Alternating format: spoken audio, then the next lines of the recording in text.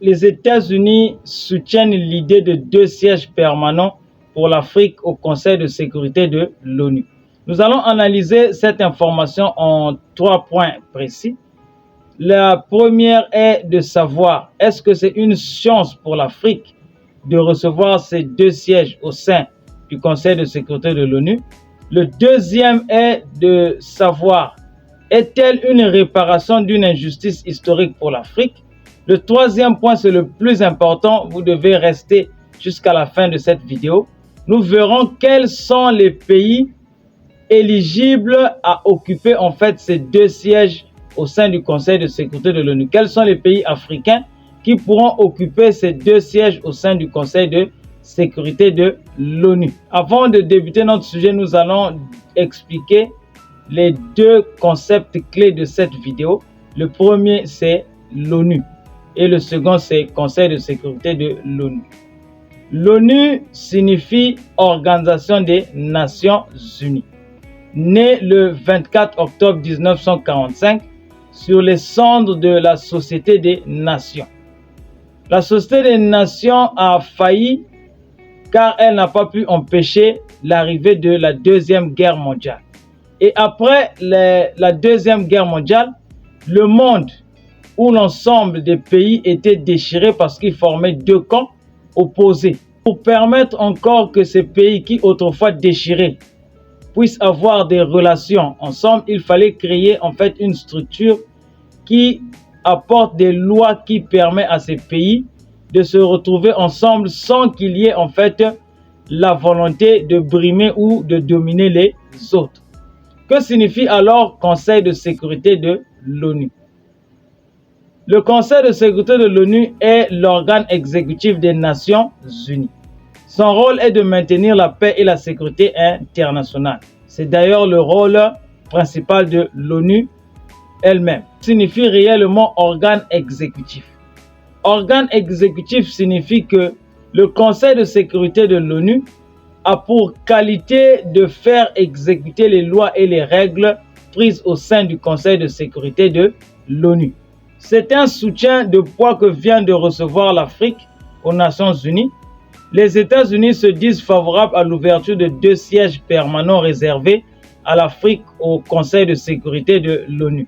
C'est l'ambassadrice américaine auprès de l'ONU qui a annoncé ce soutien aux pays africains le jeudi 12 septembre 2024. Les États-Unis sont donc favorables à l'élargissement du Conseil de sécurité de l'ONU.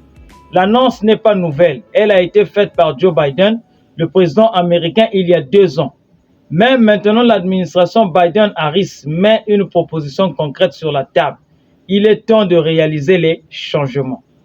C'est au nom d'un rééquilibrage au sein de l'institution des Nations Unies et particulièrement au sein du Conseil de sécurité que Linda Thomas-Greenfield a annoncé à New York, qui est le siège de l'ONU, ce 12 septembre 2024, la volonté des États-Unis de soutenir la création de non pas 1, mais 2 sièges permanents pour les pays africains au sein du Conseil de sécurité de l'ONU.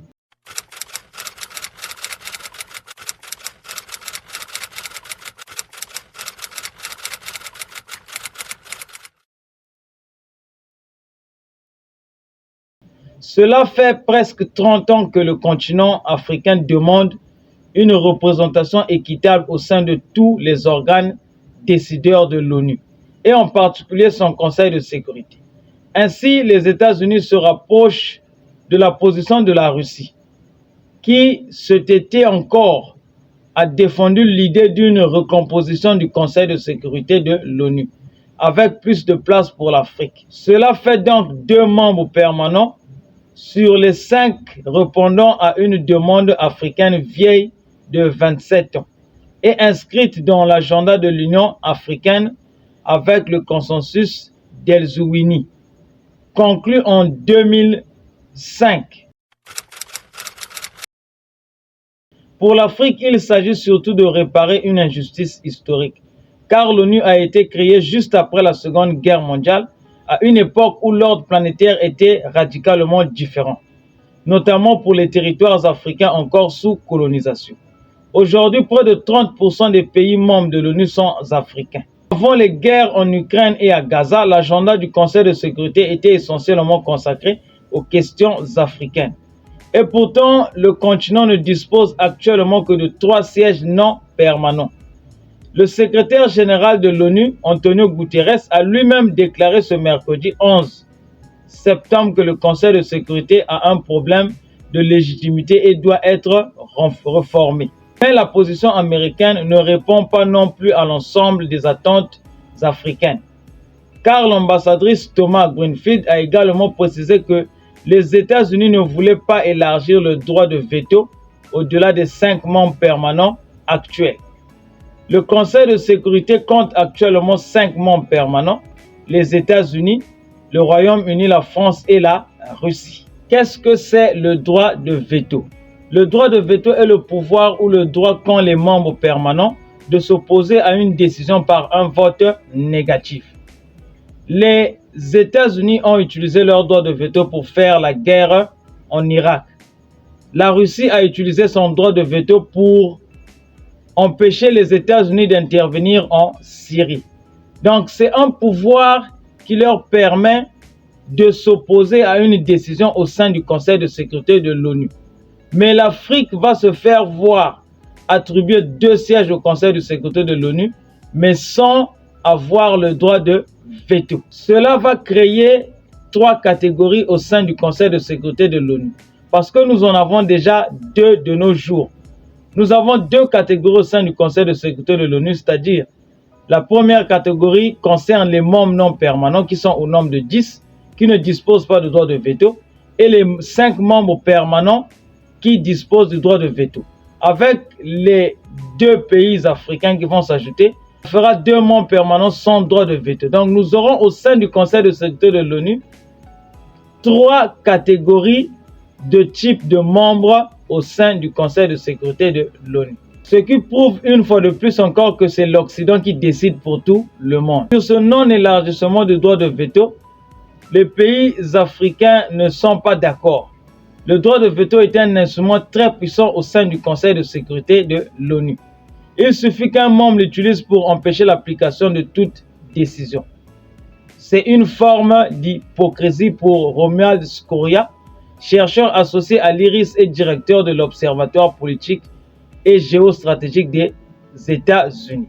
Et il y a le président Cyril Ramaphosa qui a souligné aussi: refuser le droit de veto aux pays africains ferait des Africains des citoyens de seconde zone. Le dernier pense que cet élargissement n'aura pas lieu dans l'immédiat et que cette annonce réside davantage dans une tentative pour les États-Unis de redorer leur blason envers les pays africains sur fond de guerre d'influence avec la Russie et la Chine sur le continent.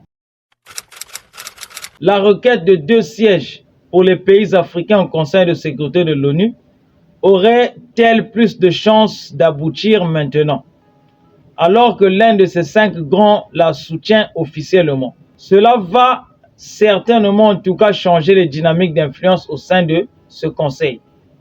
Dans l'hypothèse où cette proposition sera adoptée, il s'agira ensuite de savoir quels seront les pays désignés pour siéger au nom de l'Afrique. On imagine que les grandes puissances économiques et militaires du continent seront privilégiées. Sud, à l'Égypte, au Nigeria, au Sénégal ou encore au Kenya ou au Maroc. C'est sans doute à Addis Abeba, au siège de l'Union africaine, que le sujet sera tranché. En 2022, lors de l'Assemblée générale de l'ONU, l'ex-président sénégalais Macky Sall, alors président en exercice de l'Union africaine, a déclaré qu'il est temps de déconstruire les narratifs qui confinent l'Afrique hors des cercles décisionnels et de faire droit à la légitime revendication africaine sur la réforme du Conseil de sécurité de l'ONU. Il n'est pas le seul à l'avoir déclaré. Il y a le président Mugabe du Zimbabwe, il y a aussi le président Kadhafi, il y a plusieurs années. Par ailleurs, les États-Unis devraient continuer à demander des sièges permanents pour le Japon, l'Inde et l'Allemagne. Ils imaginent donc un nouveau Conseil de sécurité composé de 9 membres permanents. À cause des changements climatiques, ils demanderaient aussi un siège tournant supplémentaire pour les îles en développement à travers le monde, ainsi qu'un autre pour les pays d'Amérique latine. Pour passer, le projet de résolution devra d'abord être ratifié par le Sénat américain, être approuvé par les 4 membres permanents du Conseil de sécurité de l'ONU et voté par les 2/3 de l'Assemblée générale. En attendant la suite de cette affaire, je vous demande, si cette vidéo vous a plu, de la liker, de la partager. Laissez votre avis dans les commentaires. En attendant, prenez soin de vous. Je vous retrouve pour une prochaine vidéo. Merci.